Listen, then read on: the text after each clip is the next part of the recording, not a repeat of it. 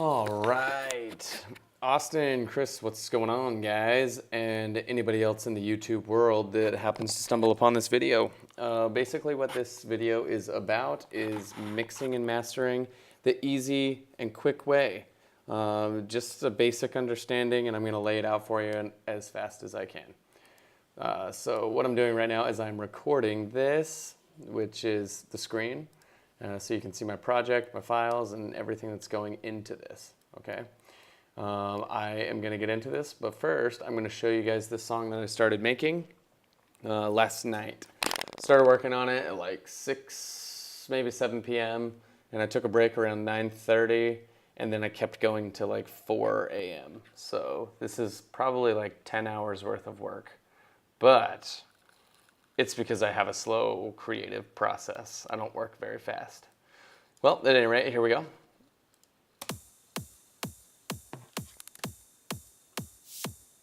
Sweet, audio's working.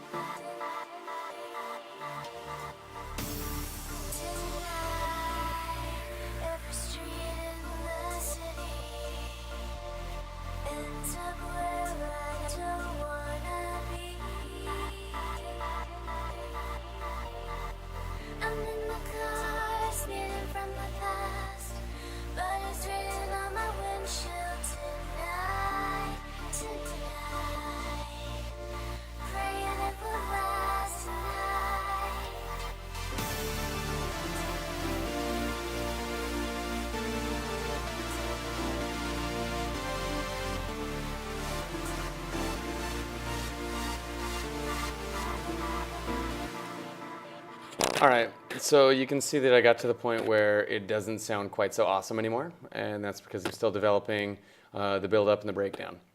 So first and foremost, when it comes to making a song, you always want to have a reference track that you can either like mimic the arrangement, but also more importantly so that you can hear the quality of sound. So for instance, here's my intro beat right here, and then here's my reference track.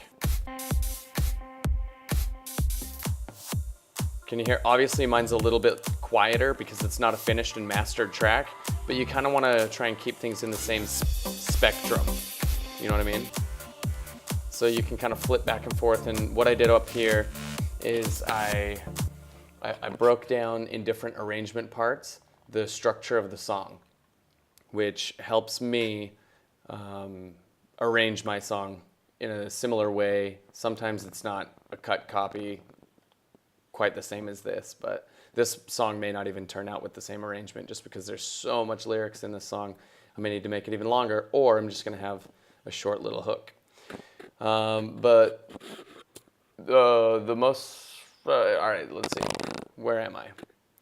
Hi guys, I'm teaching you about mixing and mastering and EQing and compressing. That's right. All right. So as you can see, I've got tons of different parts. I've got audio loops, I've got MIDI clips, I've got chord progression type build-up stuff, I've got a piano, and some elements I haven't EQ'd and compressed yet, and some I have. And I'm going to show you what that is, in case you don't know.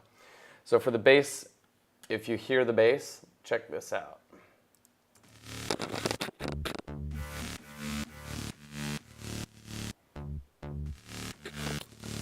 Can you hear that there's kind of like a pumping and pulsating action? The reason for that is because there is a compressor that I am side chaining, which means I am linking this feed to my side chain track. Basically what this is just a ghost chain of a kick. So let me show you what it does. All right, so here's this bass.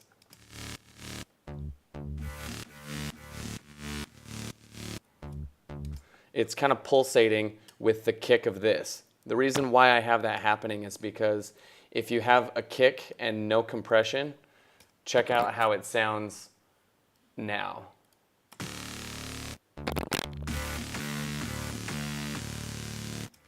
So because bass lines and kicks are in like a lower frequency range, what you really want to try and do is compress it so that your bass isn't competing with your kick.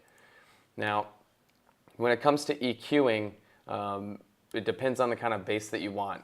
As you can see, for the main like saw bass that I have going, I've got 3 different parts. I've got the main bass, which is kind of like the high-end fuzz, and I've got, so here's what it sounds like. And then here is like my mid-wide frequency range, so I can fatten up the bass line. And then here is the sub layer that just basically gives it its punch.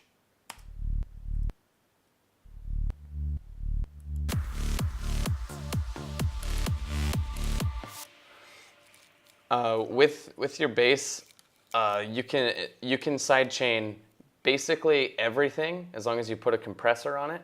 You can sidechain everything to the same kick. So what you'd do is you'd click sidechain, and then from the lists of selections, if you have really good organization, then you may make more sense out of this, but I just sidechain. What this is basically the same thing as my kick, but it's just the volume's turned off so you can't hear it, okay? Now let's talk a little bit about EQ. So as you can see, I've got a pre-EQ, and then I've got kind of like a post-EQ to brighten up certain areas. Here's kind of the spectrum of what I'm filtering out. And in your guys' track that I was listening to, it sounded like there was a lot of mud, and your sine bass just sounded like it was probably like, check this out. Like, this is how significantly I'm EQing my sub bass. Check that out. I'm like cutting all of this out, and that's what you want to do. With a sine wave, it'll sometimes fill up the whole frequency spectrum, and that'll make it so your mix just sounds like just kind of like fuzzy and just kind of flat. So you can do any sort of EQ that sounds right, but most basses, if you've got like a really punchy kick, you want to go in around, I think 200K, about right here, and you kind of want to do like a sharp cutout. but since this sine bass is compressed to the kick, and then I'm filtering it out this way, it's not really affecting it too much right there. Now let's go to different parts, like white noise, like this. I noticed in your mix, your white noise was pretty, whoosh, it was definitely there. Little tricks that you can do to add space, like look at how harsh of an EQ I'm doing. And then this is also side chain to give it kind of like a pumping, whoosh, whoosh, whoosh, whoosh, if you can hear that. What I also did here is I added an auto pan to kind of make it so that it's switching between the speakers to give more space in the sonic spectrum for your sounds. Yeah, since you guys, this isn't a live video, I don't really know if you guys may have questions, so I'm just going to keep going. Let's see, right here is my pads. I've got 2 pads that are kind of building up right here. And since pads are kind of in the airy spectrum, you can really cut out the lows. And if you want to brighten up the air, which is like this area of the spectrum, then you can add a little bit of a boost on there. I also have this compressed. I honestly kind of sidechain compress everything just to really give it like a nice pumping action. And then right here, this is just a simple arpeggiator, and some fun tricks that you can use there is automation with auto filters and stuff. Right here, this is an auto filter that I have automation with for all of these chords. What I did here is I am filtering them out right here, so you can hear what's going on. There we go. And then I'm filtering it all the way out. Now I've got lots of bass elements. I've got the saw basses, and then I've got like that like offbeat bunk boom bass, which is like right here.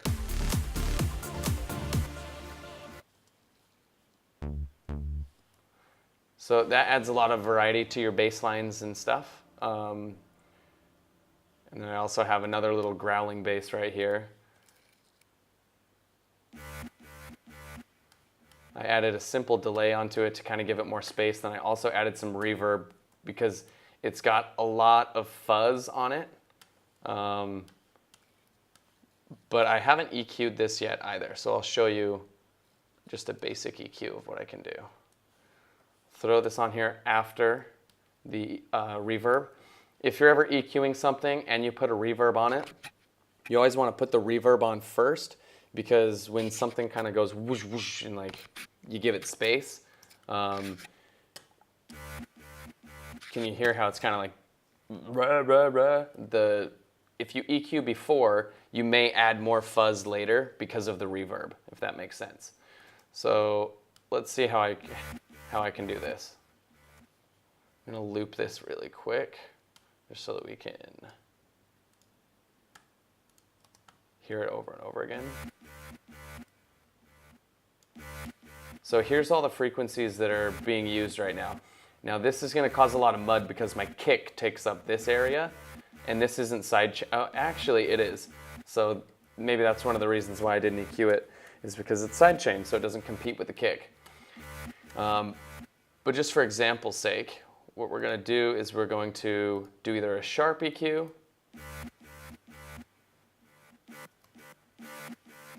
yeah, we could take all that out, and it would still probably sit pretty well in the mix as compared to keeping all that super low end. Let's see what it sounds like, and all I did was just basically shave that off.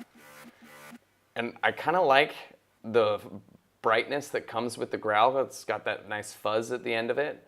And with the reverb, that's kind of why it's got like a sizzle to it. You could shave that off too if you kind of want to mellow out other elements and add more space. But if it sits nice in the mix, you don't really have to. So I'm not going to. But let's see how that sounds. Yeah, I think it actually sounds better if you listen in the overall mix. You can hear there's like that extra low just kind of that goes with it. think right there's probably a good spot. Now let's solo this out and let's see what we can do with this guy to cut in the 200K range to make it sound even better. So we could bring this little guy down, turn the Q up.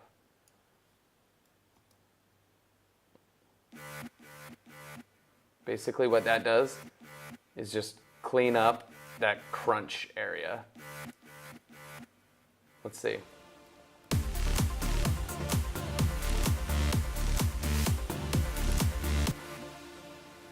Turn loop off.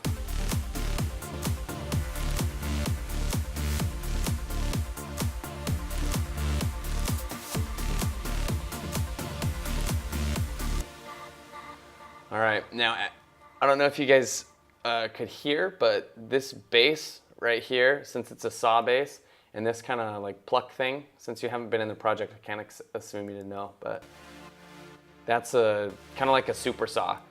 So this hasn't been EQ'd either, but I don't feel like it's conflicting with the bass terribly. I'm definitely going to do an EQ, but I haven't yet just because I'm still in the arrangement process. But let's see.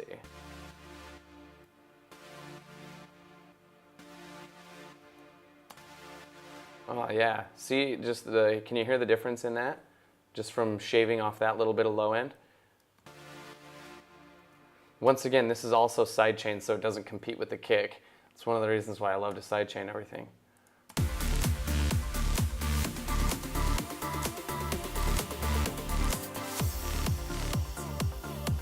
Kind of want to brighten this up. Add some more sizzle to it.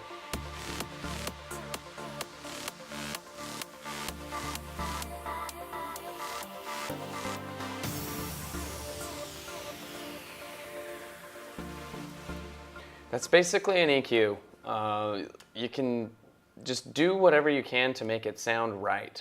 I'll do another EQ. Here's my clap. That's what it sounds like now. Here's what it sounded like before. Oh, the sizzle on the reverb's really intense. Here's so you can see the difference. See all that mud just from like the reverb? So what I did is cut all that out. Now it adds a lot more space. Listen to the difference. Can you hear how that's just kind of like bigger and fuller? That's adding mud to your overall mix. There we go. Sounds much better, right? In terms of space to make your stuff sound bigger, for your leads, let's see. You always want to add reverb. You can always do a little bit of delay, just what sounds right, where it's not too long. And I think I made a mistake here by doing EQ and then reverb and then delay. So I'm just going to copy this because it's kind of in the right area as of now.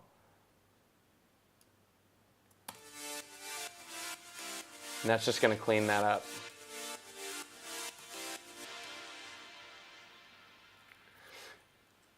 Yeah, ping pong delay is great. Reverb, my favorite reverb is the long haul, just because it adds so much space.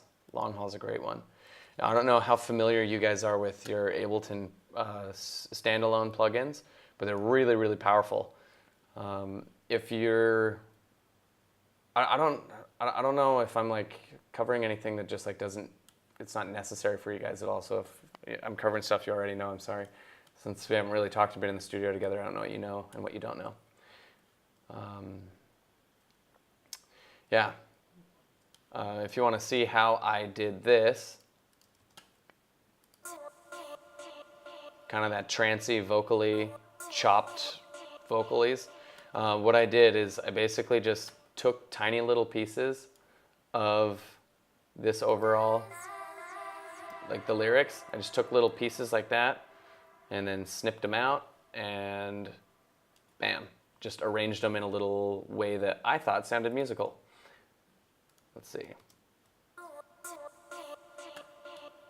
Now this has got ping pong, a ping pong delay, which is that bouncy, and then space in the large hall reverb, and then I could EQ that also. It's already got a pretty clean pre-EQ because it's a studio acapella, but just to make it even nicer, I could carve this out.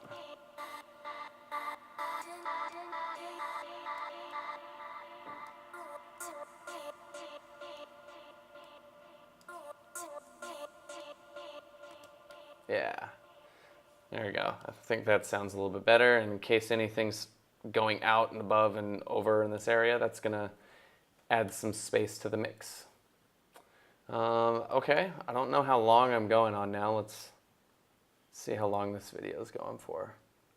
I honestly have no idea, but I hope this was helpful for you guys. And if you have any questions, please comment, let me know. And yeah, I'll let you guys listen to this for a little bit more because I love it. I think it sounds really good right now.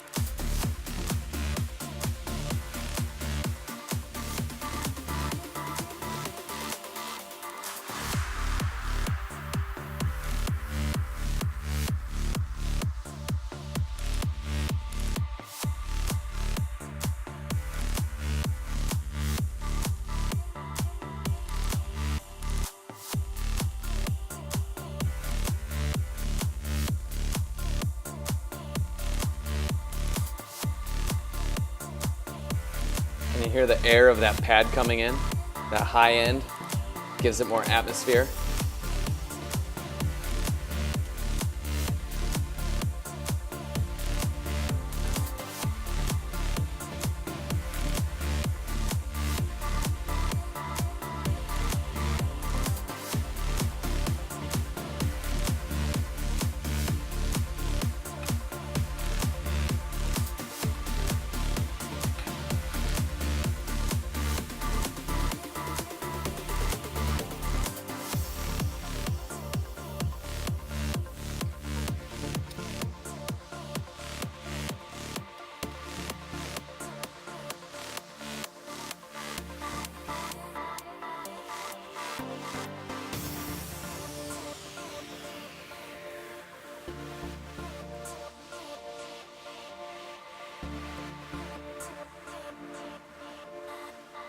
All right, guys, hope this was helpful.